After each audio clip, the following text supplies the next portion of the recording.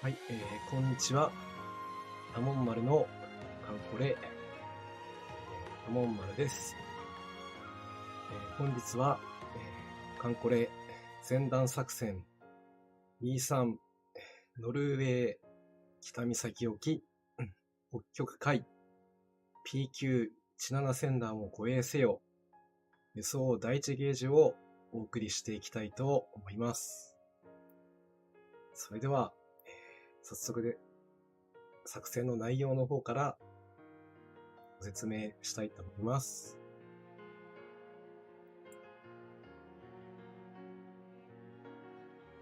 今回の、第1ゲージは輸送作戦になります。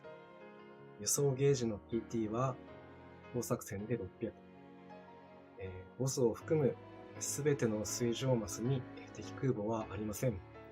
なので制空権の確保は容易ということになっています。ルートはスタート位置から上の A マスに行って C マスの対戦マス、そして E マス、H マスの空襲マスを経由して J マス、K マスと水上戦を行います。その後 L マスの農道分岐から M マスに行って、そして Q マスのボス戦へと。道中ね、ちょっと戦闘をうまくくぐり抜けられるためには、支援艦隊も用意していくつもりです。あと基地航空隊も使うことができますので、それも活用して、道中突破できれば攻略できるだろうと思っています。では早速編成の方から出していきたいと思います。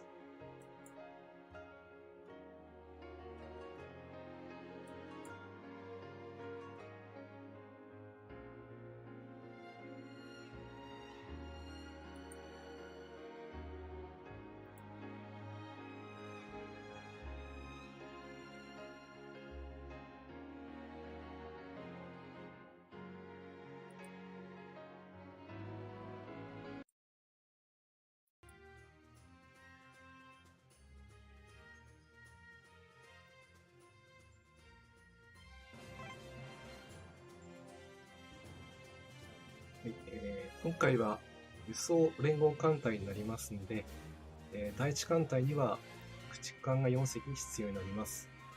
その他は今回は水上規模艦のコマンダンテストと、軽巡洋艦のヘレナですね。こちらの編成で行ってみたいと思います。装備の方は、このようになっております。提督？私のクレーンが何か？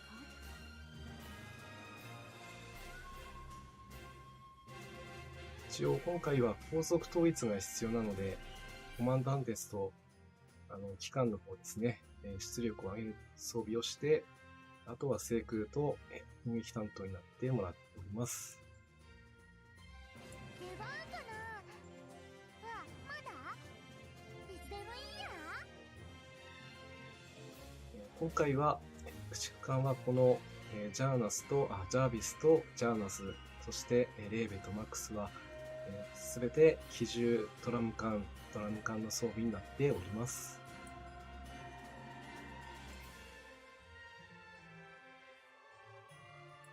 メリークリスマス！提督、楽しみましょう。今日は飲んじゃいましょう。そしてヘレナですね。一応空襲がありますので、防空マスです。こちらを攻略するために対空カットイン装備と、あと機銃ですね、させております。こちらが第一艦隊になります。第二艦隊にも、駆逐艦が3隻必要になりますので、こちらはベールネイ、リベッチオ、そしてタシュケントの3人ですね。そして巡洋艦ではガリバリディとゴトランドの今回は第3階層積みの状態ですね。そしてあとはポーラという風になっております。装備は次のようになっております。私のモットーは従う。知ってるよな。最新鋭軽巡ということもあって、火力が非常に高い、この特性を生かして、主砲として偵察機と、あとはドラム缶をちょっと、少しでも予想を有利にしたいので搭載させております。司令官、作戦命令を。そしてベルニにはこのようにダイハツが積むことができますので、こちらを2つ、そして主砲の搭載と PT 対策のために機銃を装備させています。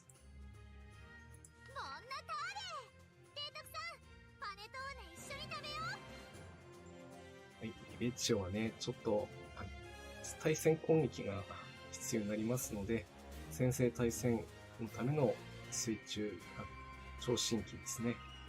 あとは PT 対策のための手法と機銃。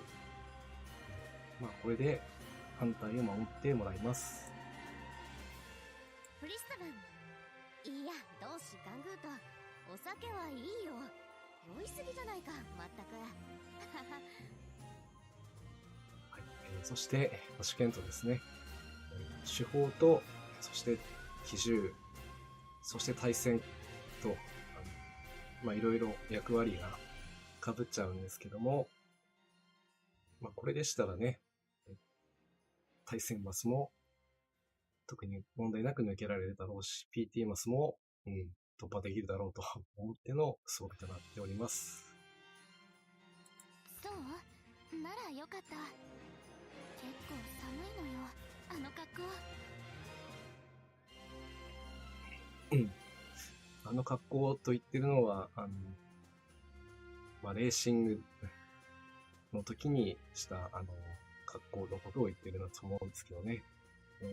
ゴトランドに関してもベルニ同様でダイハツが積むことができますので、こちらを2つ、そしてあと偵察機と、爆撃機と、そして機銃の装備となっております。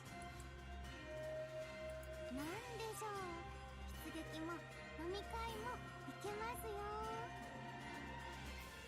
そして、出撃も飲み会も行けるポーラですね。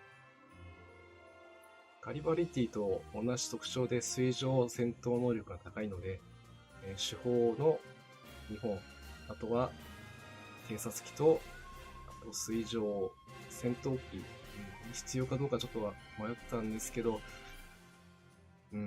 ここはもしかしたら変更するかもしれないですね。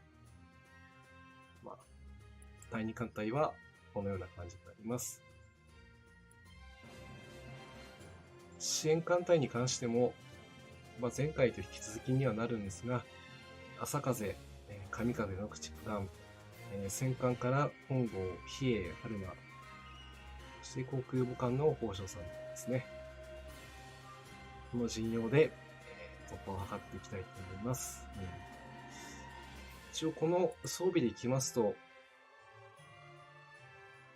1回の戦闘で1勝利取れますと、約120くらいは輸送で出ますので、最短であれば5回で攻略できる、そういう計算では出しては意味なんですけど、なかなかそううまくいかないのがこのゲームなのでね、じっくりいきたいと思います。あと基地航空隊ですね。第一航空隊は前回同様といいますか、第1からの、久しぶりの出演となります。はやぶさ3型鋼の第1中隊、そして第2、第3中隊は因果、錦陸上偵察機と、こういった編成になっております。一応、K マスまでが射程が8必要になりますので、偵察機をつけた状態でも最低でも航続距離が6以上ないと到達できないようになってますから、そこだけは注意して、選んでいます。第2基地航空隊は、陸港が3中隊と偵察機ですね。こちらはボスに集中して立つつもりです。第1航空隊は通常の水上戦マスに出して、突破を図っていきたいと思います。それでは、早速出撃していきましょう。第3作戦海域、作戦要項です。本作戦海域は連合艦隊編成による出撃です。今日はどんな感じの戦闘になるのか、出撃します。楽しみでもあり不安でもありますが、行ってみましょう。J マスと K マスに第1航空隊、第2航空隊は9マスに集中ということで出撃開始になります。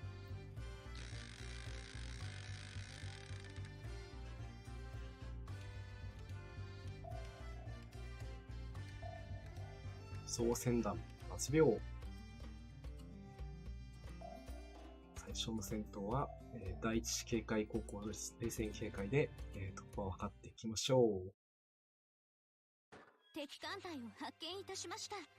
皆さん、ご用意はいかがですか？う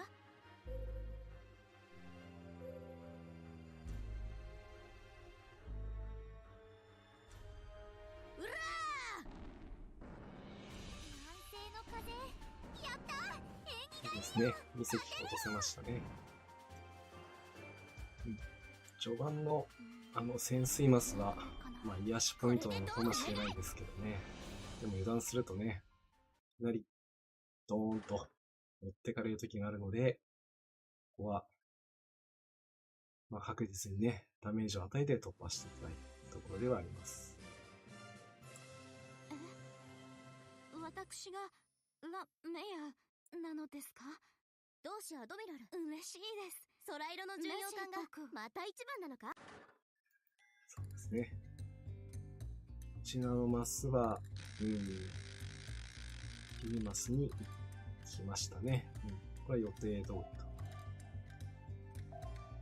さあ、対空戦用意。このまま対空戦に行きましょう。H マスの防空戦ですね。基地の、そうか、基地攻撃もされるから、でもこれは仕方ないです。今、防空を上げてる余裕がないので。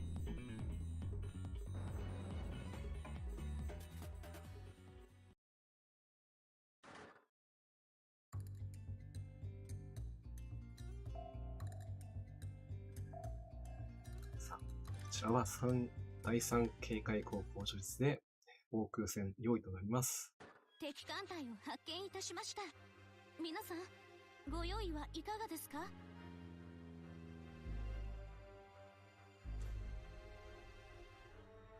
敵艦隊を発見いたしました。皆さん、ご用意はいかがですか？カットインが出なかったんでちょっと不安ですけど、大丈夫みたいですね。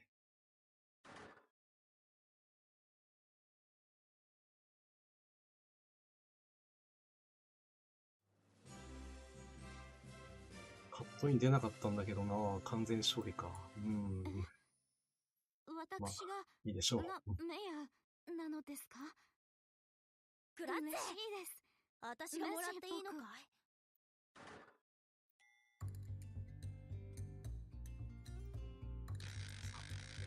い？予定ではジェーマスに行く予定ですね。ちゃんと行けましたね。さあ、ここからが、突破できるかどうか、やってみないとわからない部分になっていますね。敵艦隊を発見いたしました。皆さん、ご用意はいかがですか？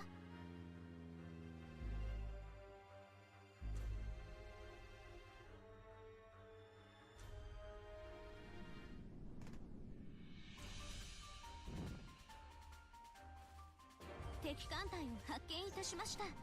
皆さん、ご用意はいかがですか？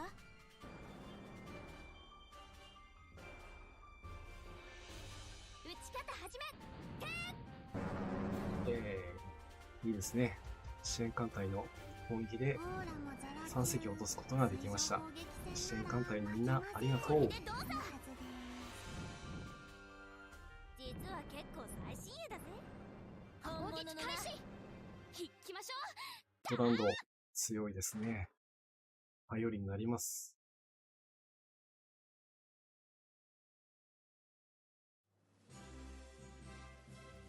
う。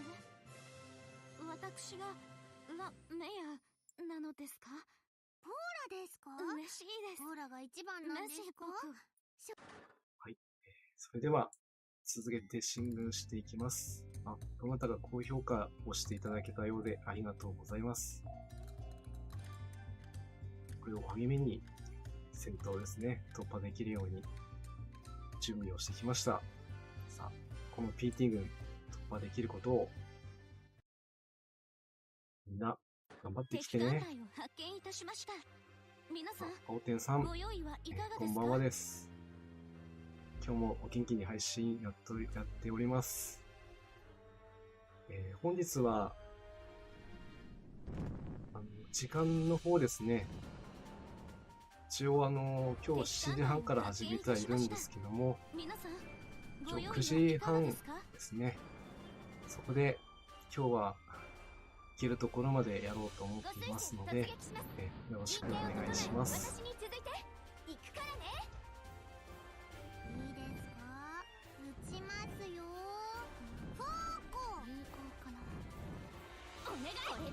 ここは警戒陣で来られるとかなり厄介なんですけどね。いい感じに削れてますね。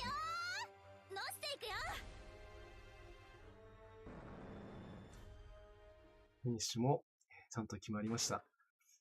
これで、戦闘、通常道中はもうこれで戦闘は終了と。あとはボス戦だけになります。私がメアなのですか？嬉しいです。グラッツェ。メシ僕、私がもらっていいのかい？悪いなみんな。そういうことだから。なかなかどう春雨か春雨くんだ。はい。輸送作戦はお任せください。はい。春雨ちゃんよろしくお願いします。輸送作戦ね。この海域ではないですけど、最終海域では輸送作戦たくさんありますからね。その辺は今は考えないようにして、この海峡を突破することだけを集中していきたいなと思います。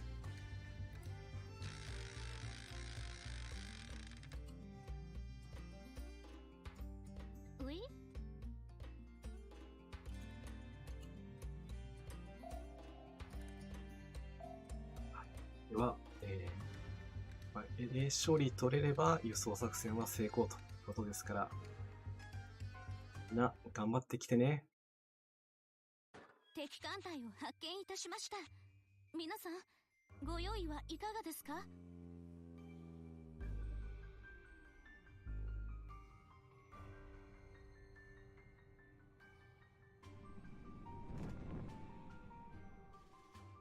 まずは、基地航空隊の攻撃になります。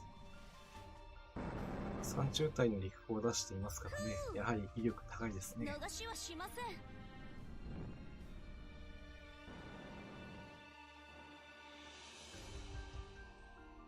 すばしっこいけど逃がさないから。ダーウィンちゃんと見てた？こんなのまだよ。敵艦発見。攻撃開始。沈まない。逃しはしません。攻撃開始。いいですか？撃ちますよ。実は結構最新鋭だぜ。攻撃開始。あとは第2艦隊はこれで全て打ち倒しましたね。どうしても連合艦隊同士の戦いですとね、命中率が落ちちゃうんですけども、野戦になってしまえばこちらのものです。夜ね。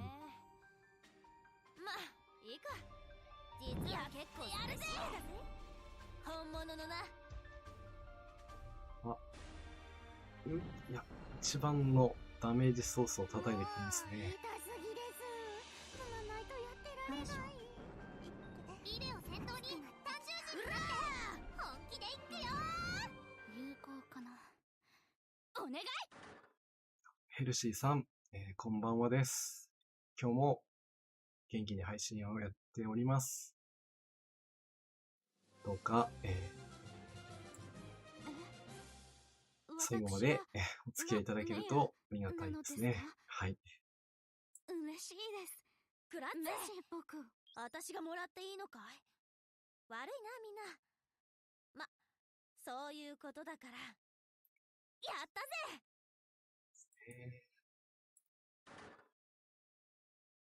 フロット、港に戻ります。そうか、なかなか勝利取るのはちょっと難しそうな感じになってますね。助かる、グラッツェ。神引きを持つ主さんが不毛ドローをさせると聞きまして、いや、いきなりこうプレッシャーがかかるコメントですが、そこはね、気ままにやっていこうかと思います。でも前回、エルシーさんですね、コメントいただいた後にシーフィールド来ちゃいましたからね。そこもあやかっていきたいところではありますけども。ちょっと汚れちゃった。お風呂いいかな。ジュエンの L。さあ、私の作ったギャトレンの L も作戦計画概要をご説明します。これは基地航空隊はもうボスに集中させた方がいいような感じがしました。次からは全て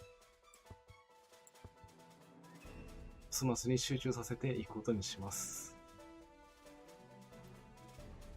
パフト？提督？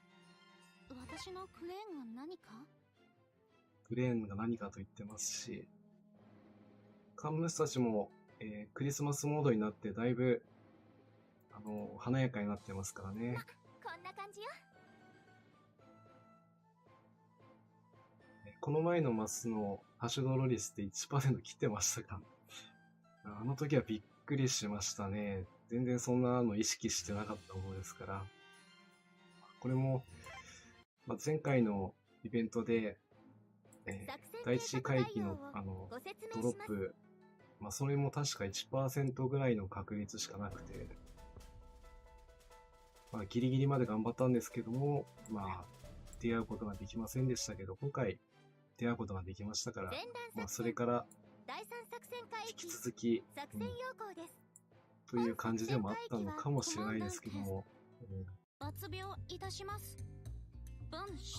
縁があればまた出てくるかもしれないです。ちょっとサイトを見て時間を経過しているかもしれませんが、確かに相当ね、道中で出てくるっていうのは、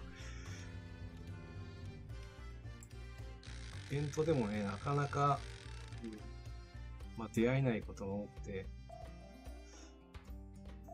以前ですとね、石垣が実装された時なんかは、あの時はドロップ率がまだ 1% くらいあったと思うんですけど、敵艦隊を発見いたしました。結局そのイベントでは開港できなくて、今年のもう梅雨イベントでね、ようやく開港できたという、そういう私の物語がありましたし、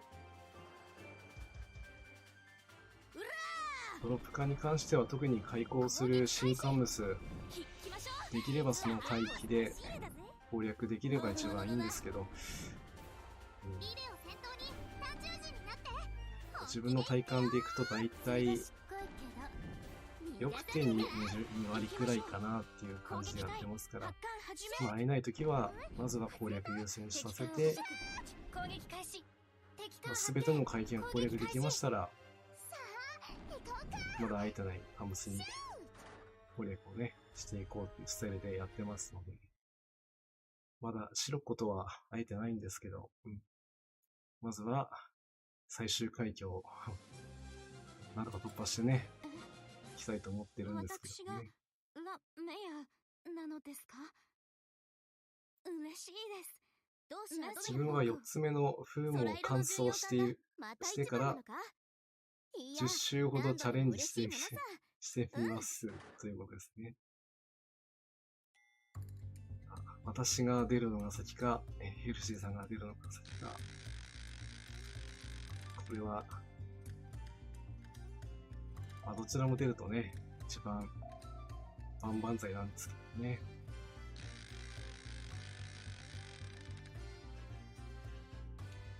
さあ、いつ来ても警戒をしなくてはならない、この対空戦は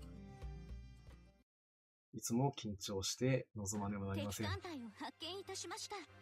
皆さん、ご用意はいかがですか？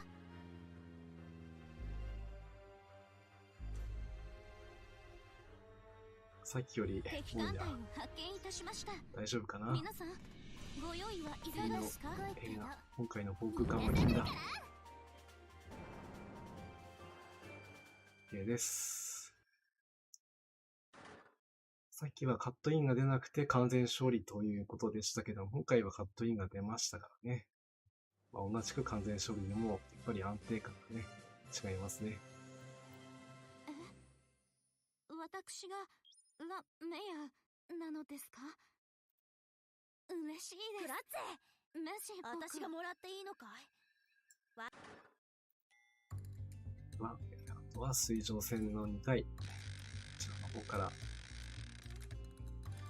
支援艦隊が来れば大丈夫だと思うんですけど、さっきは警戒陣ではなかったんでね、そこをちょっと警戒しないといけないかな。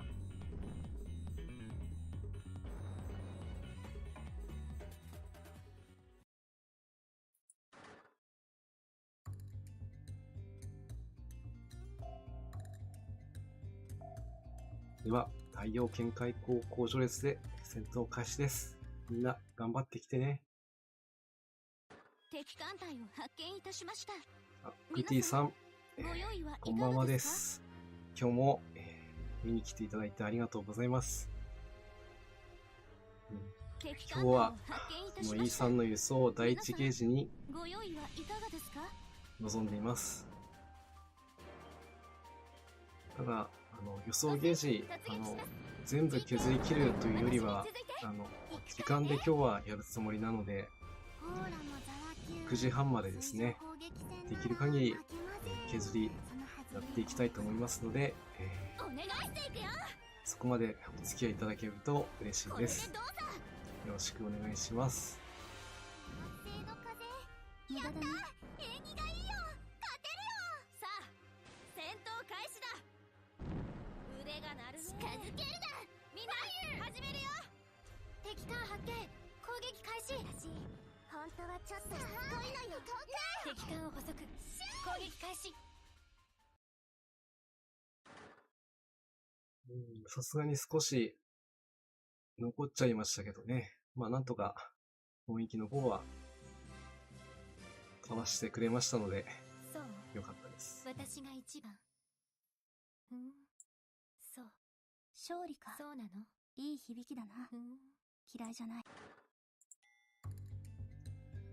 さあ、もう一度の水上戦をくぐり抜けて、ボス戦までね、みんなで行きましょう。さあ、みんな頑張ってきてね。敵艦隊を発見いたしました。皆さん、ご用意はいかがですか？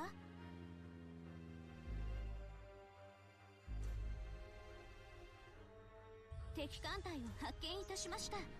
皆さん、ご用意はいかがですか？今回も30時、これならできそうです。あれ、あまりダメージが入らない。T字振り。水上砲撃戦なら負けません。これはどうなんだろう。お願い。実は結構最新鋭だぜ。本物のな。これでどうだ。嵐、かなか攻撃が当たりませんね。雷撃も、まあ、T 字不利だからどちらもダメージが通らないので、これはこれで突破さえできればいいんで、ここはね。ジャービスにちょっと当たっちゃったな。敵艦発見、攻撃開始。本当はちょっとしつこいのよね。でも、中大破化が出なかったですからね。まあ、今回はこれでも十分。ヘレナが殊勲賞をI really appreciate it. ありがたくいただきますね。難しいな。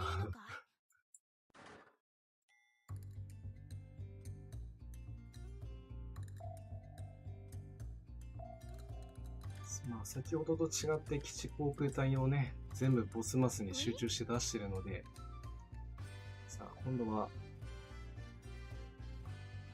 フォーラも狙われちゃったから何とも言えないんですけどね。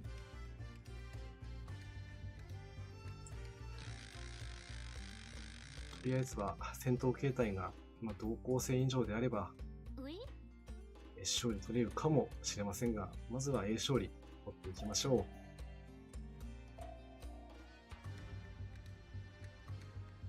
かつお節さん、どうも、こんばんはです。今日も見に来ていただいてありがとうございます。本日は、こちら、第3回期、第1輸送ゲージを攻略中です。戦闘は2回目になりますけども、最初の戦闘は A 勝利でしたね。本日は9時半までの、配信としておりますので、そこまでお付き合いいただけますと嬉しいです。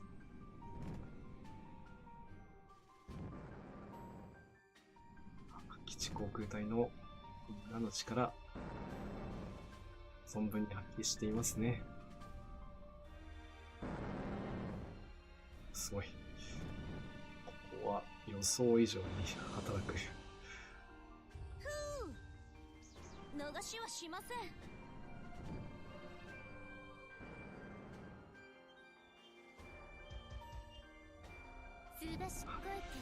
そうはもう忍耐でね。耐えて、そして到達と。輸送作戦の方が、私の敵には多少気が楽と言いますかね。どうしても戦力ゲージになりますと、最後にフィニッシュをしないと次に進めませんけども、輸送ゲージの場合は A 勝利取れますとね、作戦としては成功になりますから、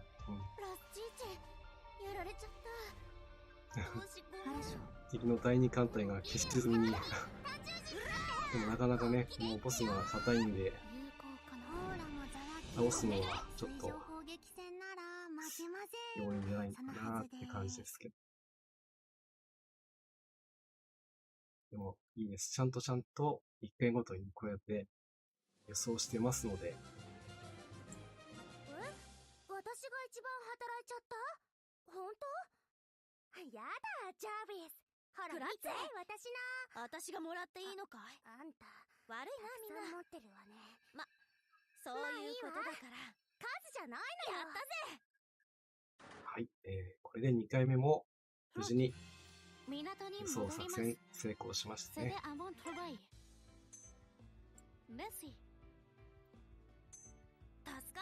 今回は第1輸送作戦ですけども、この後にもう一度輸送作戦がありますからね。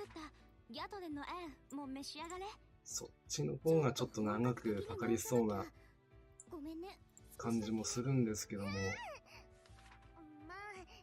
ただ、出演機としては水上打撃艦隊を出すつもりでいますので、勝利取りやすくなるのかななんて思ってはいるんですけども、そこがバランス取ってるような感じもしなくもないと勝手に私は解釈してるんですけど。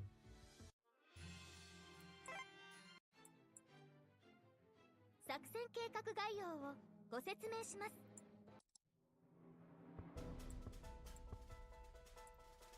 航空隊もね、ちゃんと休ませないと。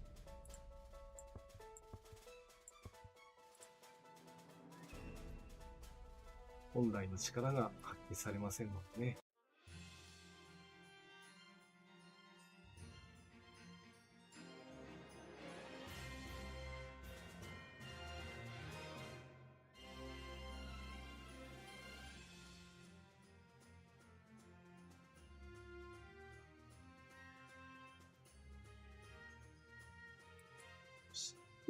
よし、いいですね。それでは、3回目の出撃していきましょう。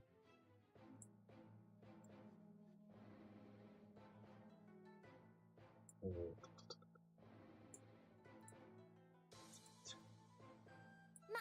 んな感じよ。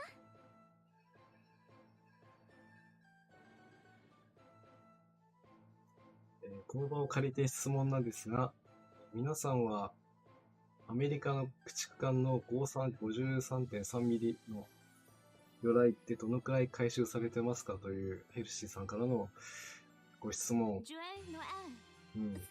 あ、私の作ったギャトレのそうですね。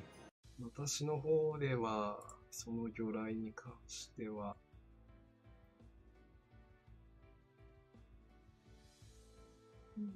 ちょうどイベントで、アメリカのね、艦物、ジョンストンですね、使ってましたので、初期型に関しては、2本ともマックスにしてしまいました。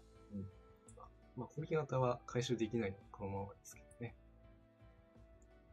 一応私はこんな感じで用意しています。まだ、砲弾作戦に関してはあんまり情報を収集してないので、あれなんですけども、もしかしたら役に立ってくれるのかなと思うと嬉しくなりますね。作戦計画概要を前段作戦、第3作戦海域、作戦フロット、出撃します。皆さん、私に続いてください。魚雷と手法に関しては、回収値を高めれば、その分必ず期待に応えてくれますから、少しでもね、ダメージ通るようにするには、これしか方法がなかったのも、事実です。あとは、4連装後期型の魚雷ですね。こちらも、3本持ってるうちの2本は回収がマックスになっていて、あともう一つが今9まで来てるので、今週中にはマックスにしておこうかなと思います。魚雷に関しては、回収コストも思ったより安いですし、2つまでは累積のダメージが発生するので、3本安積みっていうことにするのではなくて、1人に2つ装備させて、あとは補助で、見張り員でも、手法でも、カットイン装備にする、そういった感じにした方が、火力は出るんじゃないかなと思ってやっています。空色の巡洋艦がまた一番なのか？いや、何度でも嬉しいものさ。原章。そうべしさん、コメントありがとうございます。星9が1本で、星4が1本ですね。実際のところ、回収値はマックスにするよりも、9ぐらいで止めといたぐらいが、費用対効果的には、いいんですよね。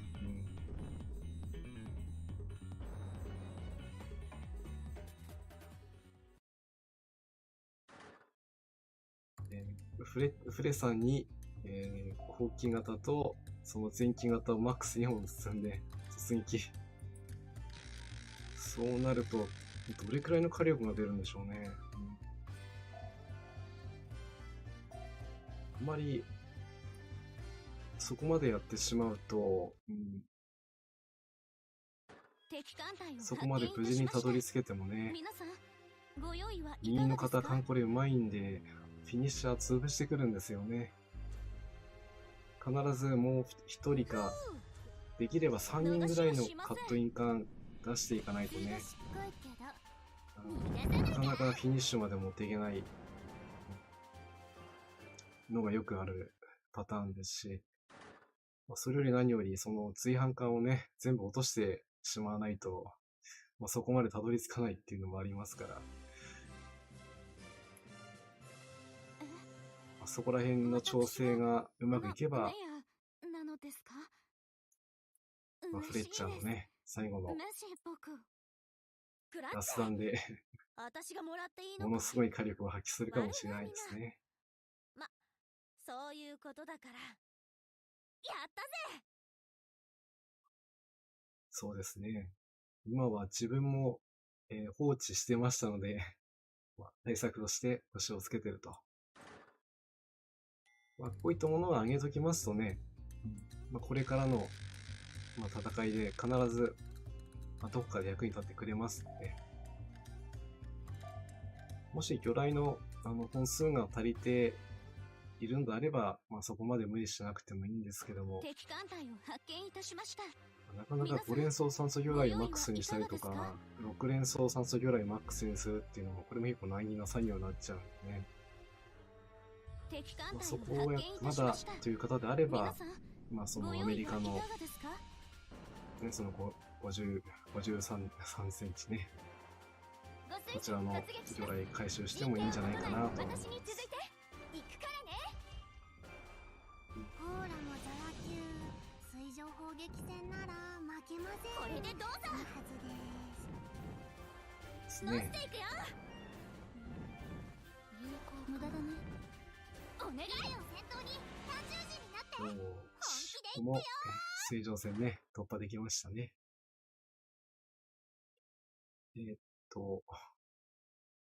E4 の3が地獄みたいなので、星9に上げておいた方がいいのかなということなんですけども、なのですか？嬉しいです。私も最終回帰の編成だけはちらっと見たんですけども、ちょっと突破できるような感じがしないんですよね。ちょっとね、追反艦がみんなもう姫クラスになってますから、敵艦隊を発見いたしました。うまく噛み合って、っ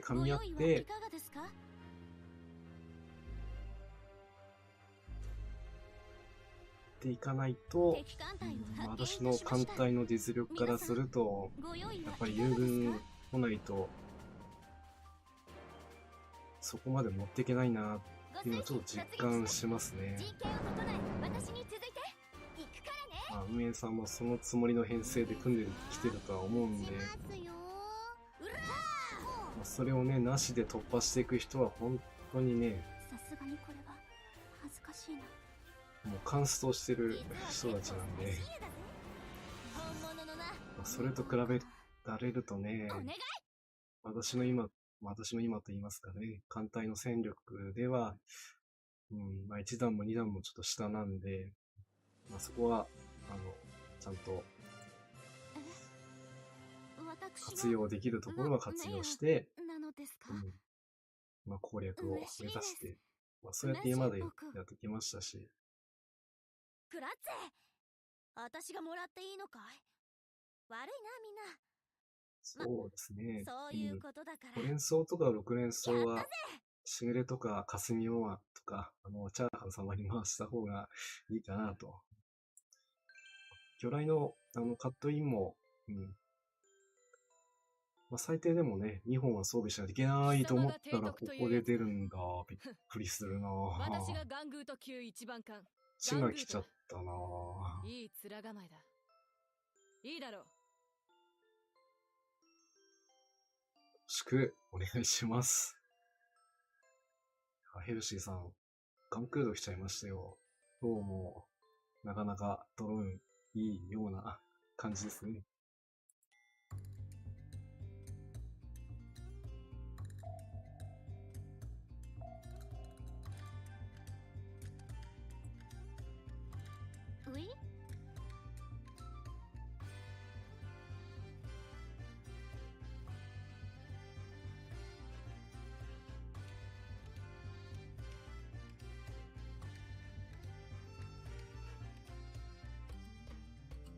かつおぶしさん、どうして1回のおめコメントありがとうございます。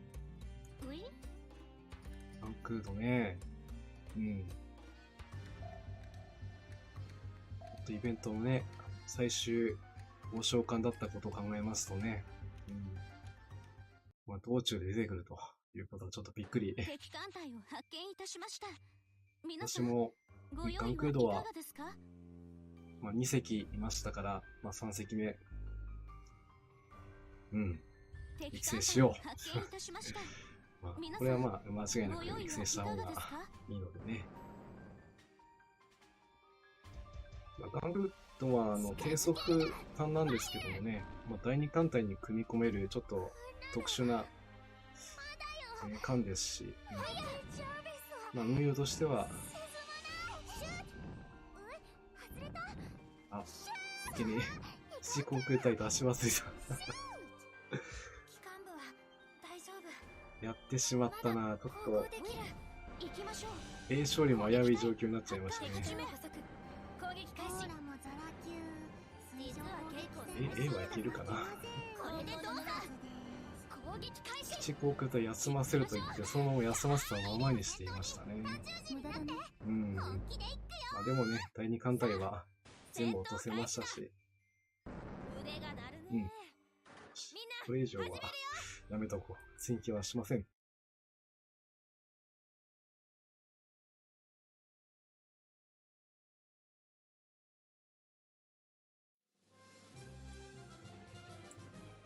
危ない危ない。私が A 勝利も危ないとこでしたよ。なのですか？嬉しいです。メシ僕。プリンちゃん、スタスタスターと。同志アドミラル。空色の巡洋艦がまた一あまり番なのか？考えてないんですけどもね、何度でも嬉しいものさ。プリンツウイゲンは S 弦だとすれば多分無理だな。ちょっと S 勝利フロッ取れるほどの戦力港がに戻ります。投入してないんでね。セデアモントロバイメシ。でも何か全部噛み合えばいけるかもしれないんで、マジいただいとく。可能性はゼロではないですから、まあ、挑戦していこうかなと思います。なんとかね、S 勝利は取れましたから。もうちょっと修理。グーテンナフト。不死鳥の秘密は修理のタイミングにもあるんだよ。もうまた修理嫌になっちゃう。もう連合艦隊になりますとね、大丈夫。ほらもうフラの時輸送の1と2ですか。とすれば、むしろ1より2の方が出やすいのかな。シャワー浴びるわ。でもね、これまだやったことがないですからね、なんとも言えないところなんですけど。さあ、まず先ほどちょっと、基地航空隊を出し忘れることやったんで、こんな感じよ。ちゃんと次は出していきましょう。作戦計画概要をご説明します。まあそうですね、ドロ率は変動しますからね。あの子は本当に装備が優秀ということもあってね、通常の海域ではまあ出てこないですから。前段作戦第3作戦海域作戦要項です。さあ、そうしましたら、出撃5回目のします。出撃ですね。皆さん私に続いてください。なかなかね、あまりこう調べてなかったのもあるんですけども、勝利取れるんだろうな、なんて気楽に編成組んでたんですけど、ちょっと取れそうにないので、まあ A 勝利でも、まあ、輸送量で100近くね、出せますから、あと4回かな。い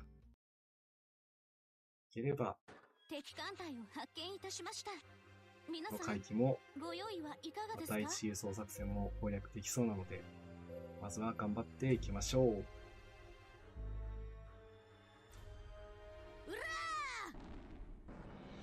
南西の風、やったー！縁起がいいよ！勝てるよ！実績だけ残しちゃったけど、ここは買わせてもらいますよ。最新鋭だぜ。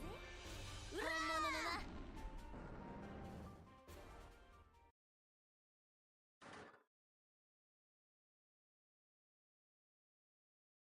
あとは一応輸送作戦上、装備の方がね、私が偏っている感じなんで、あと最後の1回とかなった時には、空色の巡洋艦がまた一番なのか。カットイン装備でね、やっていこうかなとは思います。そうすれば、うまく刺されば、一発で落とすことも十分できそうな感じはするんで、で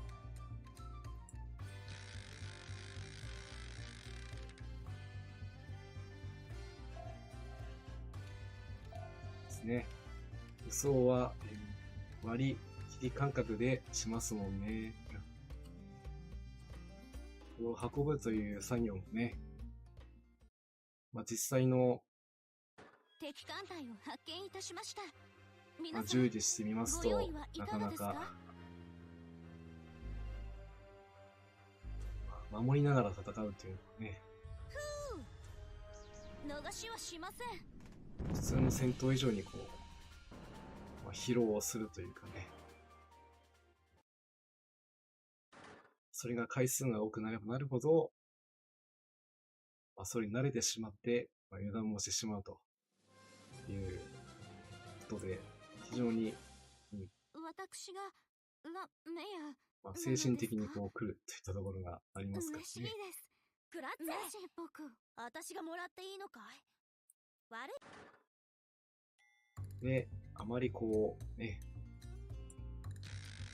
体調がちょっと悪い時にやっちゃうと、誤進軍してしまうという危険性も、特にこういう輸送の場合ですと、起こりがちな、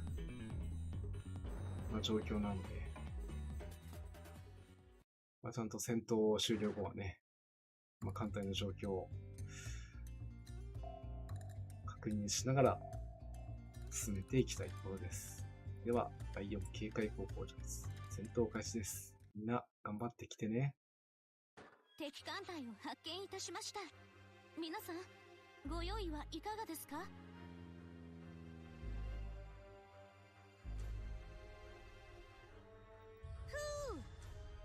逃しはしません。よ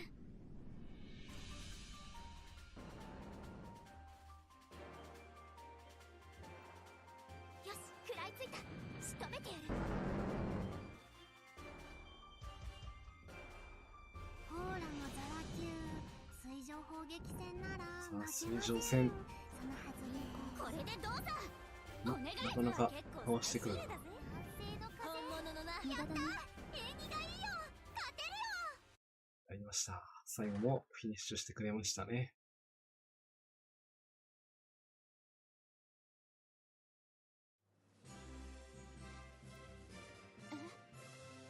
私がメアなのですか？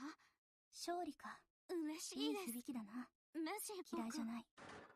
さあ、続けて、場を測っていきましょう。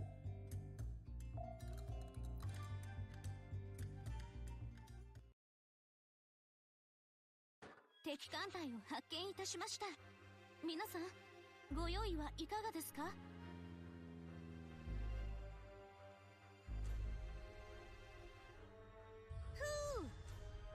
逃しはしません。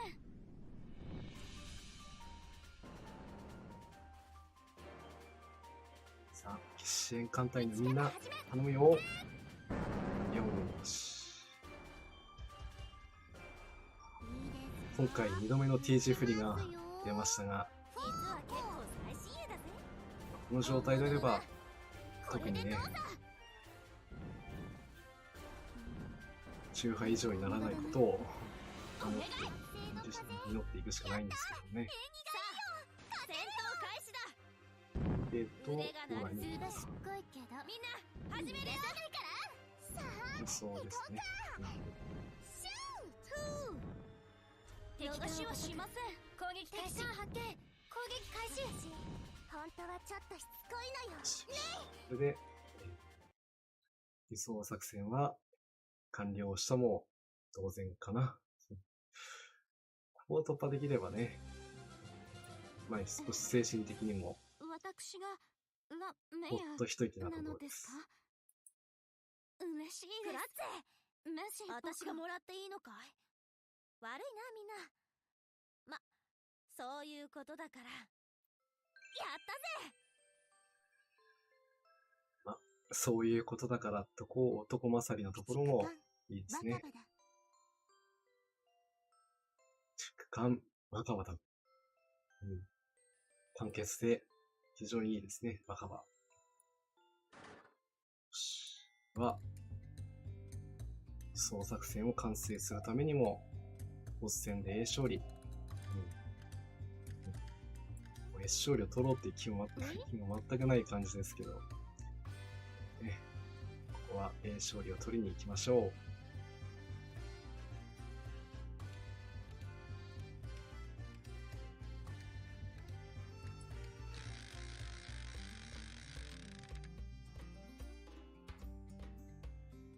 だいたい、開始から1時間くらい経って、ゲージの半分だから、ペース的には、これかな。では、4回目の戦闘となります。みんな、頑張ってきてね。敵艦隊を発見いたしました。皆さん、ご用意はいかがですか？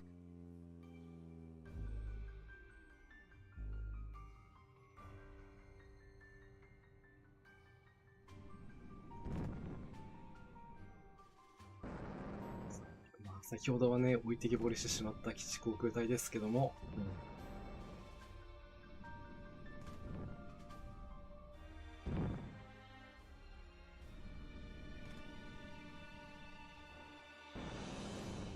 しっかり仕事をしていきます。敵艦隊を発見いたしました。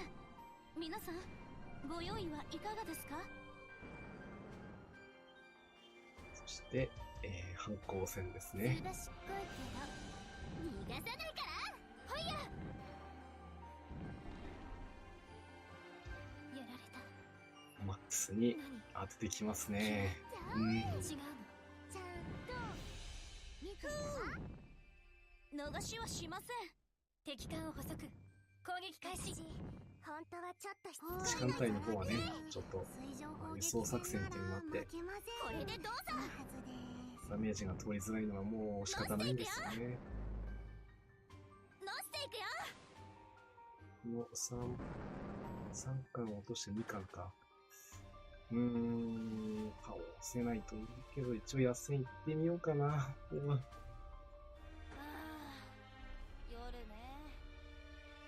まあ、いいか。実は結構やるぜ。本物のな。で発信している時のカットインがエコトランドに行ったか。もうスカートがスースーします。やっぱりビデオ戦闘しとけばよかったな。本気で強いね。ザラ級水上砲撃戦なら負けまカッせん。トインしとかないと抜けないな。これ無理だな。そうですね。基地航空隊は優秀ですからね。戦闘前に一気でも多くね、ダメージを与えてくれれば、輸送作戦も I really appreciate it. ありがたくいただきますね。ヘレナもね、前回のイベントでドロップしてから、ようやく、活躍の場が来たもんですからね。私がもらっていいのかい？悪いな、みんな。ま、そういうことだから。やったぜ！これでね、あと200ちょっとか。ナトリと言います。ご迷惑をおかけしないように、頑張ります。はい、ナトリよろしくお願いします。今回はね、第一作戦の時ではなくて、第二作戦の時に活躍してもらいましたから、もうね、十分活躍してくれたからね。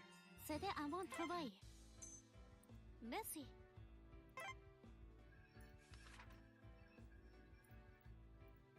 だいぶあと汚れちゃった。 200ちょっとだから、あと3回少し大掛かりな到修理に入るわ。達すればビスパル攻略はできるんですけど、スパシーバ。勝利取れればな、2回で終わるんだよな。エクスキューゼも申し訳ありません。提督、大丈夫。ほら、もうお風呂ちょっと汚れちゃった。シャワー浴びていい？少しシャワー浴びるわ。やられちゃった。修理しないと。カットイン攻撃。助かる。グラッマチいただいとく。頑張ろ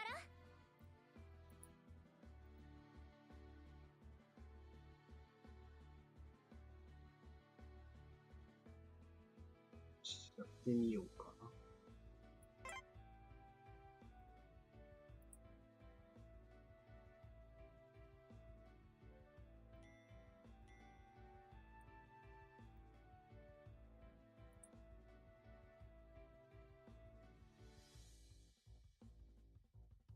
原章、これは信頼できる。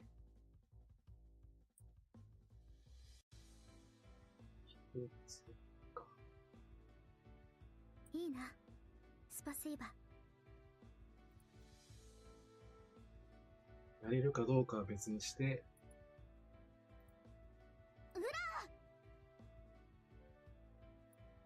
はタシュケントも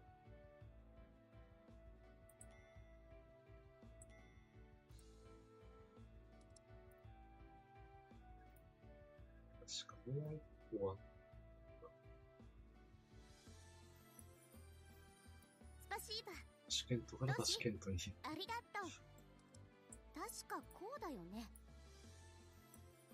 火力的にはそうだよな。やっぱ6連装出すか。6連装マリショーエスパシーバ。159。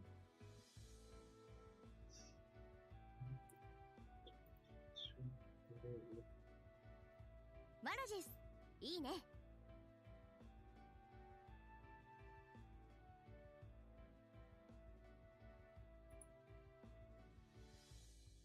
水上戦は十分できてるから、レーダーのセンス。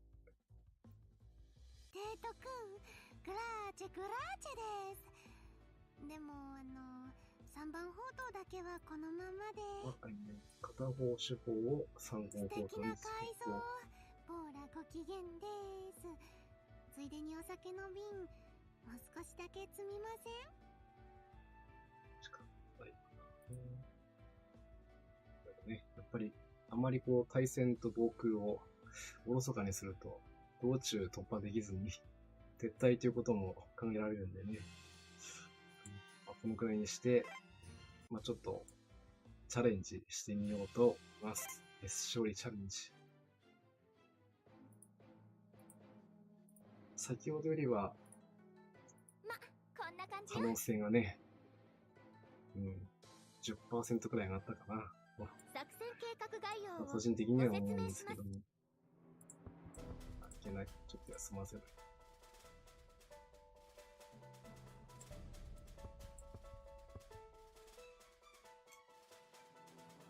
そうか。相手上がってこないからな。もう全部、立候にしちゃおうかな。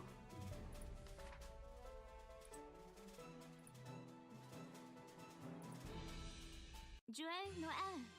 さあ、私の作ったギャトレンのエンも召し上がれ。ギャトレンのエア、召し上がれ。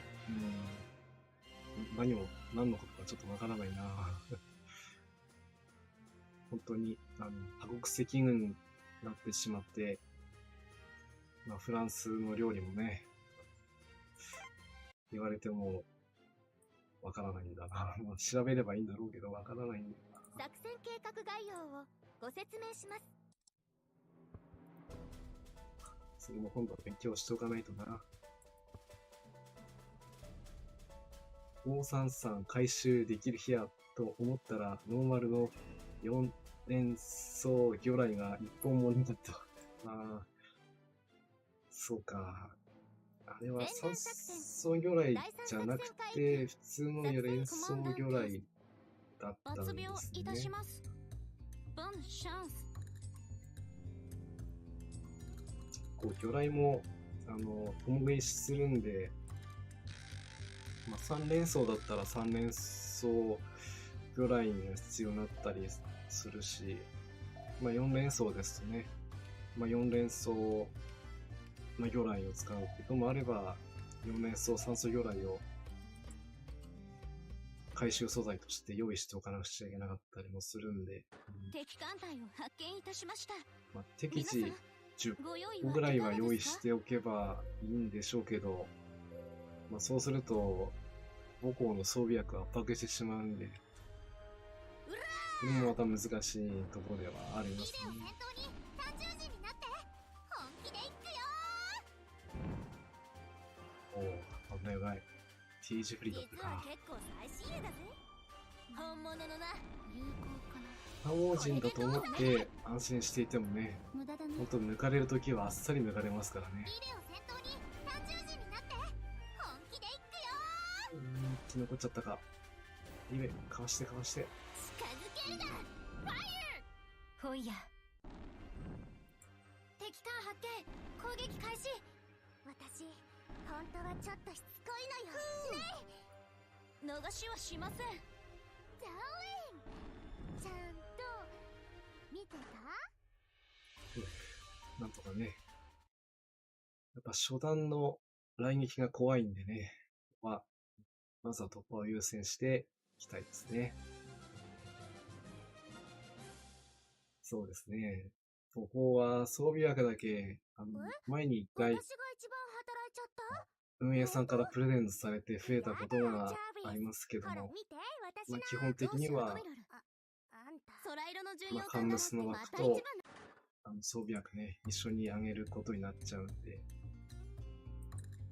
なかなか捨てられない装備っていうのがあったりするんですよね。特に烈風の攻撃型とかね、あれも廃棄すればだいぶ枠開くんですけど、なかなか素材として使う可能性もあったりして、なかなか開けられないんだよな。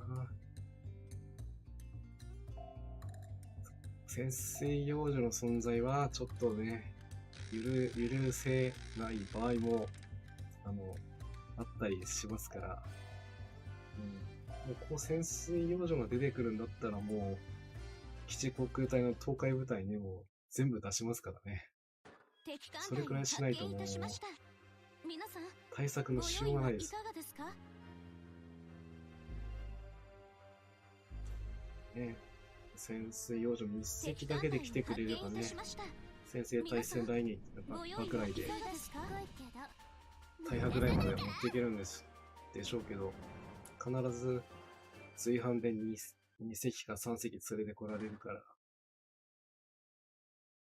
もう基地航空隊で数減らして、それでも集中攻撃しやらないと、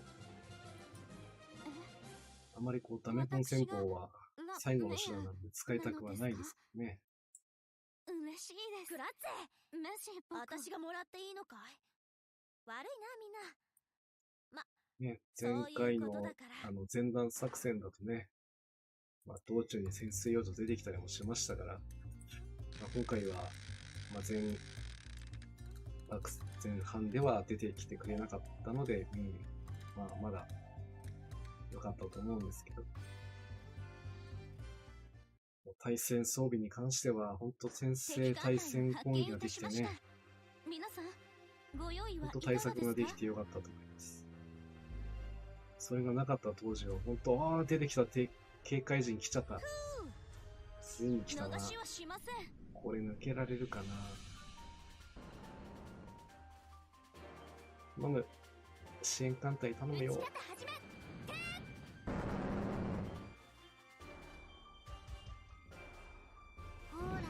条約違反人権が来てしまいましたが、これでどうだ。攻撃開始。来撃がね、普通に刺さりますからね。下からの3番目にはこいつをなんとかしてほしいんだけど、当たらない。本気でいくよ。来た、危ねえ、しょうがだ。汚れちゃったし。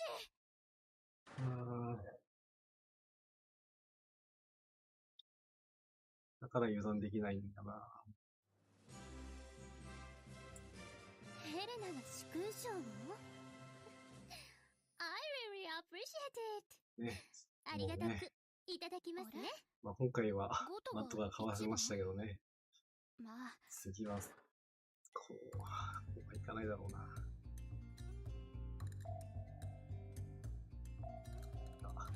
今度も切り抜けられると信じてみんな頑張ってきてね。敵艦隊を発見いたしました。皆さん、ご用意はいかがですか？本当にね、セーフと。警戒心だけは逃しはしません。油断できません。本当に油断できないんです。撃ち方始め。支援艦隊に頼りっぱなしだな。頼らないと、ね、そう艦隊には戦闘力が著しく劣ってる状態なんだね。実は結構最新鋭だぜ。本物のな。これでどうだ。無駄だね。圧政の風。やった。残っちゃった戦闘開始だ。元腕が鳴るね。すごいけど。みんな始めるよ。敵艦発見。その攻撃開始。リフラはちょっと行きましょう。ダメだよ。敵艦攻撃隊発艦開始。本当はちょっとすごいのよ。よし。ここも、無事にね、突破できましたね。あとは、野戦装備、カットインが発動するかどうか。ボーラですか？ボーラが一番なんですか？それが発生しないと通常よりも輸送量が減ってしまうというね。でもそれもそれで、まあチャレンジですからね。勝利チャレンジ。まあ機能性がある限りは、チャレンジしていかないとね。さっきに比べて、20ポイントくらい少ないのかな。勝利を取れれば100ポイント以上は取れるけども、まあ、勝利だと多分70ちょっとしか取れないのかな。さあ。ベールニとタシケンと、敵艦隊コンビのを発見い活躍、たしました。皆さん期待しましょう。ご用意はいかがですか？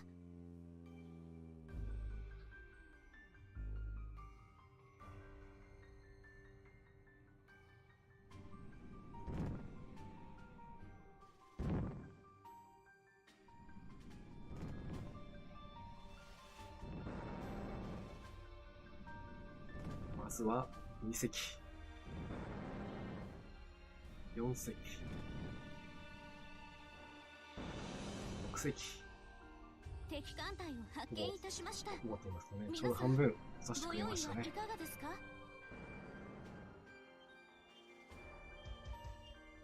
で、近づける同形態は濃厚戦と。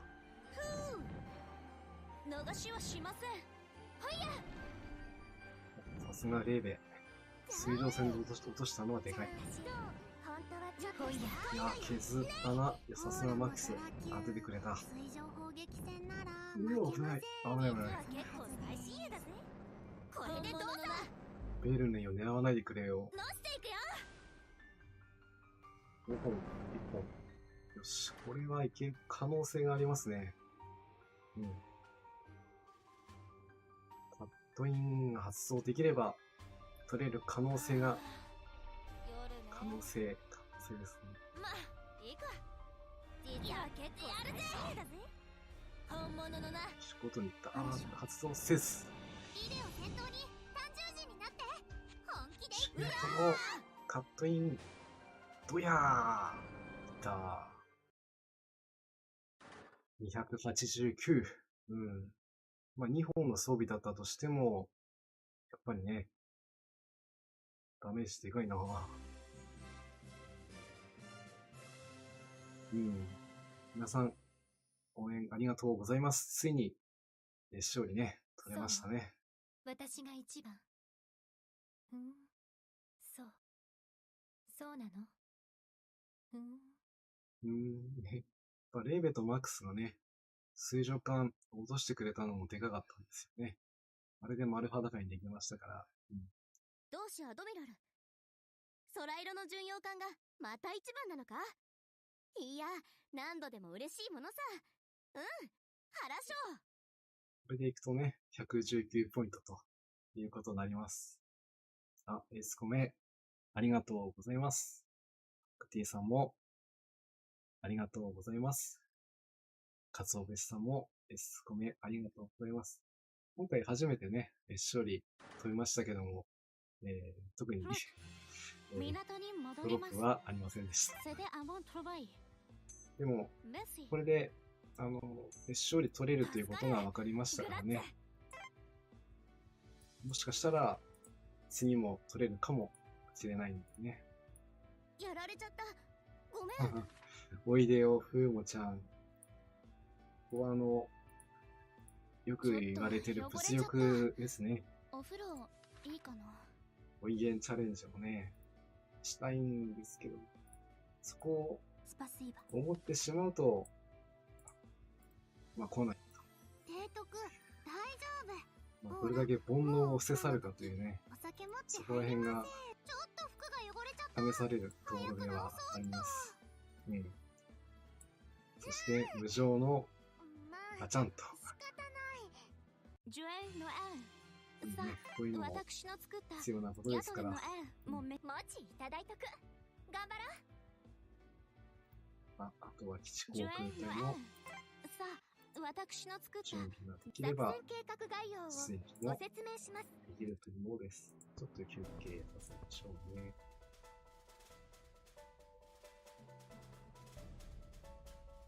だいぶいいペースで来れましたね。これは9時前にもしかして突破できるというね。フラグみたいなのを食べると途端に、牙を向いてくるのがね、反対コレクションという、いつまで経っても、こんな感じよ。把握しきれない、難しいゲームですよね。作戦計画概要をご説明します。基地航空隊を出さないというカバーもせずに、支援艦隊も出して、前段作戦、あとは第三作戦海域突破する作戦のみと。要項です。本作出撃します。グレボリで7レンジを引いた強運の持ち主が私。その強運、運っていうのは来たり来たりという、そういう性質がありますから、必ずね、こういうギャンブル脳になっちゃうのは良くないんですけども、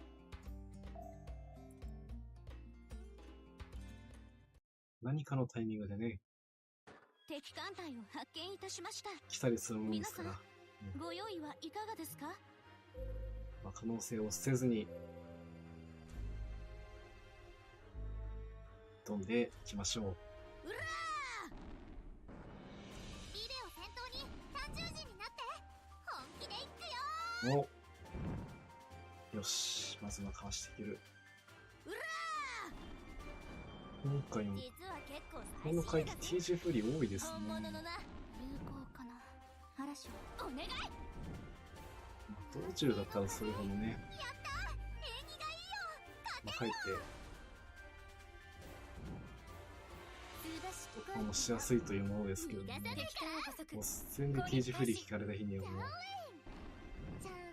大変なものありますからね。逃しはしません。ね、7連続はね、攻撃開始。猛攻が耐えられない。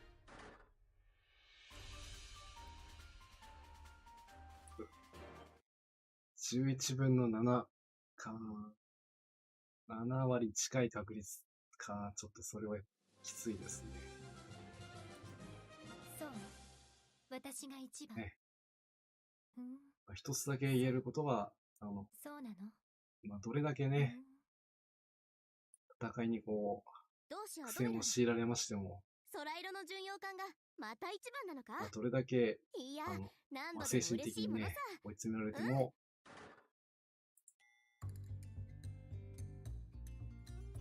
最後の勝利だけは、一度だけの勝利をすることで、我々は勝つことができると。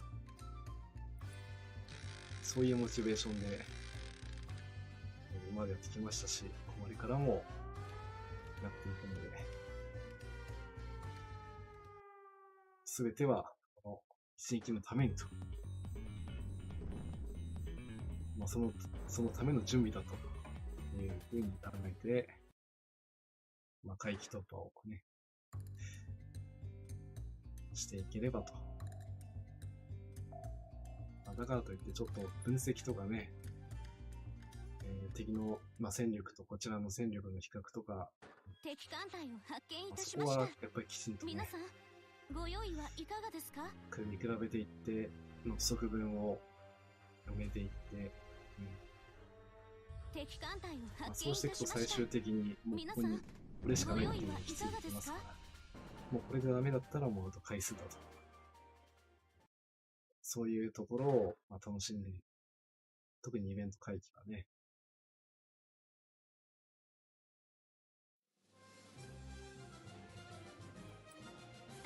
思ってた以上に苦戦を強いられますからなのね。ですか？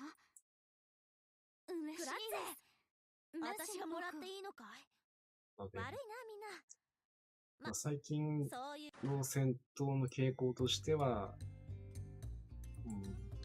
まあ、艦隊が、まあ、その戦力だけで戦うというよりは、もう、まあ、基地航空隊とかであったり、まあ、支援艦隊であったり、まあ、それら、すべて総動員して、皆さん、まあ、その上でのご用意はい最終的な、かがですか？まあ、野戦に持ち込むような、まあ、そういう戦い方での勝利。なので、敵艦隊をまあ、発見いた道中でしました。どれだけ皆さん、被害を出さずに、ご用意はいかがですか？急戦で追犯艦を削って、そして確実に数を減らしていくと。仕留めてやる。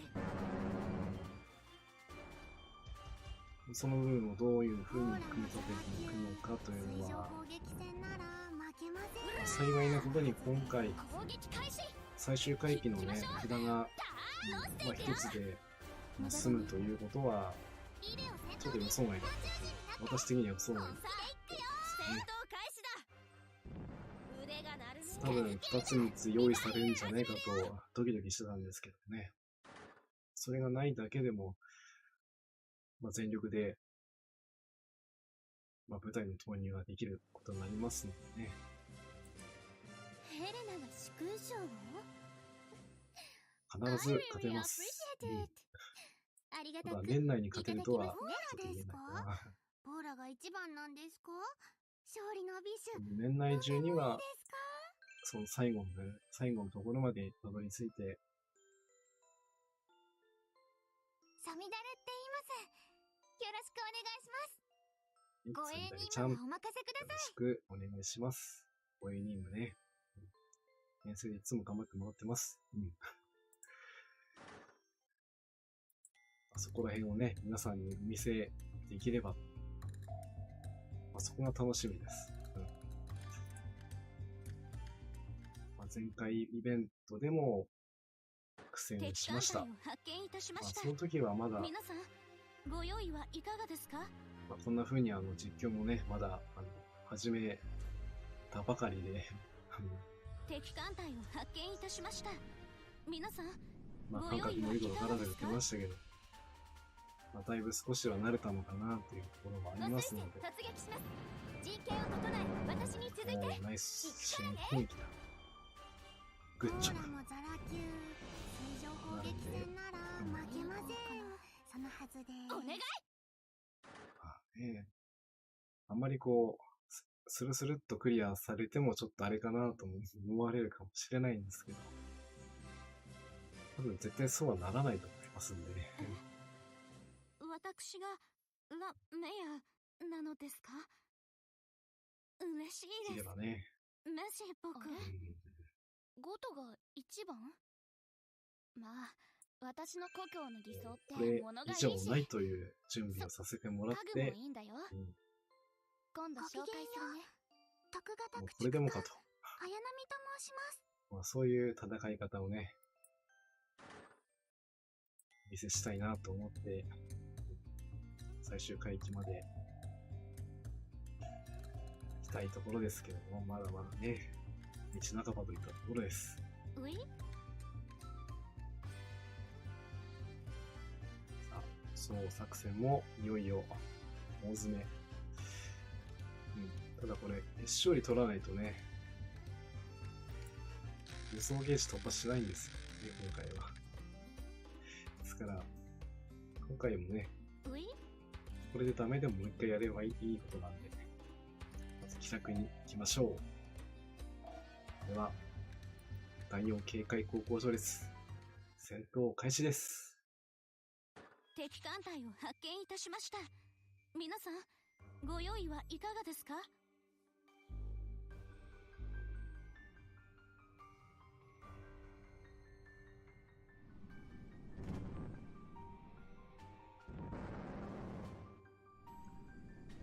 まずは、基地航空隊の第2部隊が4隻。そして第2中隊も、今回初めてボスに刺さりましたね。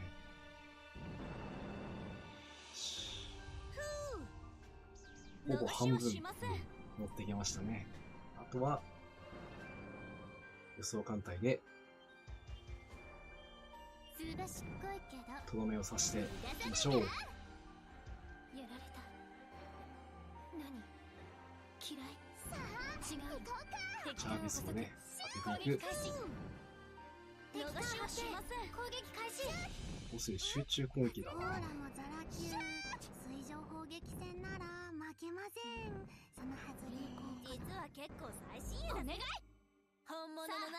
いい感じで、もうボスのダメージね、削れてますね。みんな、始めるよ。ではフィニッシュといきましょう。野戦突入。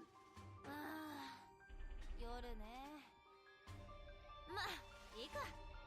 実は結構やるぜ。だぜ。本物のな。ここに来る。あ、またことに行った。狙われちゃうな。スカートがスースーします。やっぱりリレーを先導しとけばよかった。そして、タシケントのカットインが出ていって、フィニッシュしました。タシケント、2回連続のカットイン。さすが、ストライロの巡洋艦は伊達じゃないと。いうところをお見せできましたね。本当にみんな、お疲れ様です。僕が一番活躍したの？そっか。よかった。レイベンもね、今回活躍してますよ。同志アドミラル。空色の巡洋艦がまた一番なのか？いや、何度でも嬉しいものさ。晴らしょう。ね、あしょう。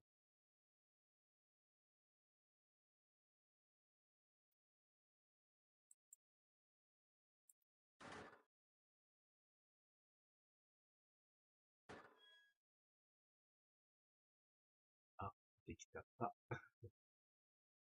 カズオイチさん、エスコメ勝利ありがとうございます。今回はね、カムスのみんな頑張ってくれて、私が想定してた時間よりもだいぶ早くね、攻略してくれました。本当にお疲れ様でした。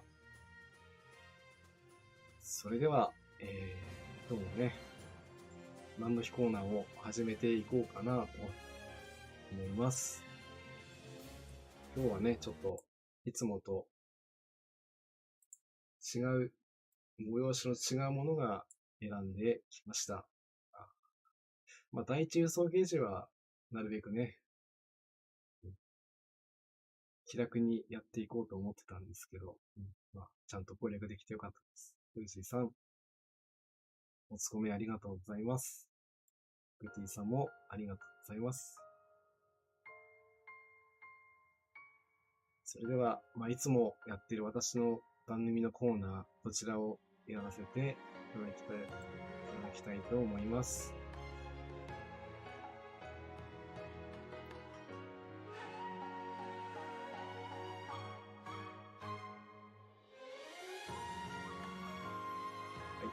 本日、12月15日は、ザメンホフの日となっております。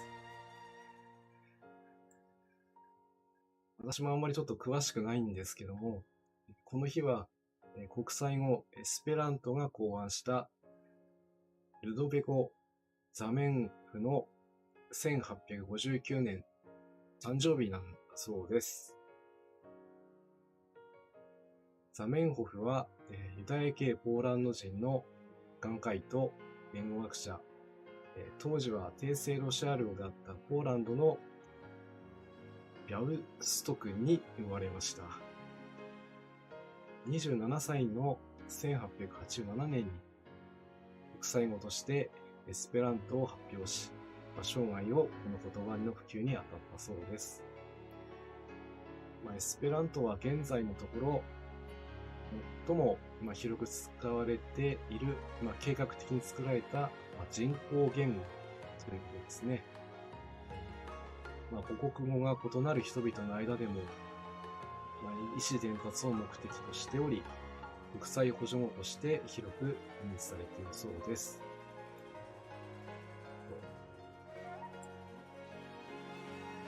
その言葉で日本語で表されているものとしては、合気道を合気道、アニメをアニメ王、ちょっと読みづらいですね。盆栽のことを、盆栽用、津波のことを津ナーモなんてね、日本人でしたら、こういう言葉もし聞かれても、ちょっとアクセントが違うんですけども、言葉として通じるそうなので、もしエスペラント語を話すことありましたらね、日本語もかなり使いやすいような感じになってるみたいなので、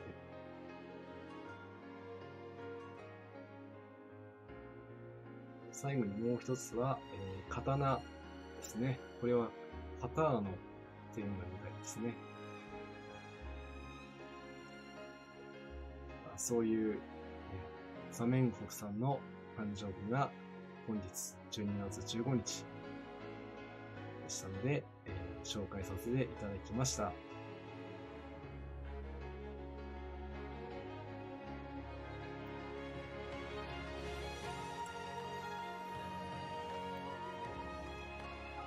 皆さん、ここまでお付き合いいただきまして、本当にありがとうございます。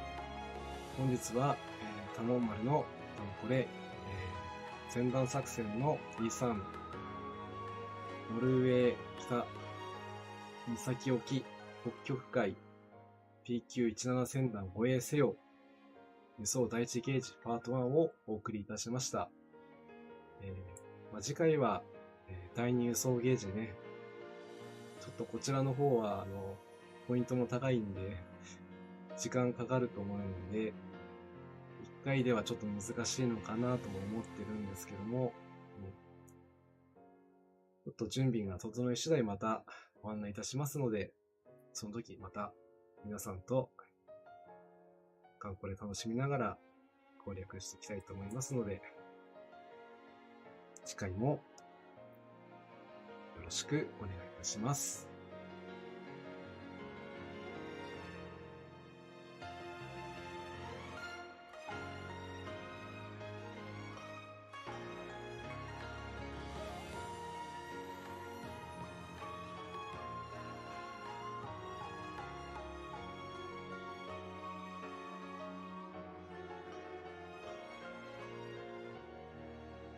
それでは、ここで失礼いたします。